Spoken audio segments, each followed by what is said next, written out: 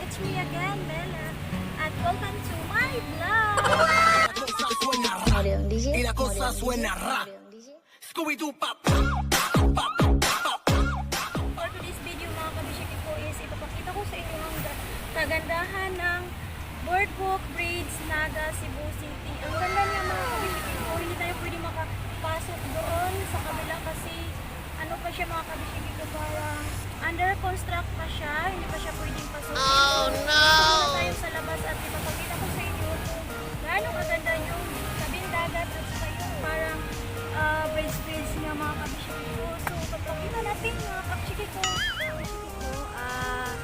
Hanggang dito lang yung natira na dating naming galaan today mga kabishiki ko. Kasi hindi to talaga mga kabishiki ko ang aming gustong puntahan.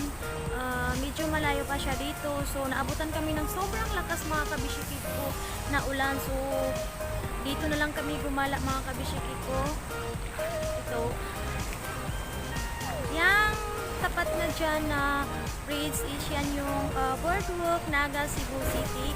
Ang ganda niya yan mga kabishiki ko pag gabi. Kasi ngayon is morning, hindi siya pwede. Pero hindi talaga siya pwedeng pang pasukin mga kabishiki ko kasi under construct pa siya mga kabishiki ko.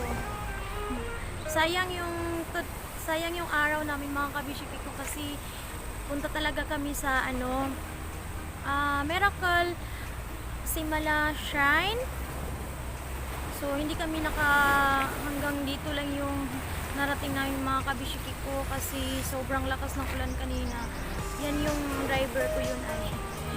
Sobrang lakas ng ulan kanina mga kabishiki ko. Then naka motor lang kami so hindi siya pwede talaga mga kabishiki ko kasi sobrang ulan. Maganda din dito mga kabishiki ko yan. Tabing dagat siya. Yan. Maganda naman yung view niya. Cebu ito mga kabishiki ko. At mamalaki namin dito sa Cebu ang aming magagandang tanawin na mga views mga kabishiki ko.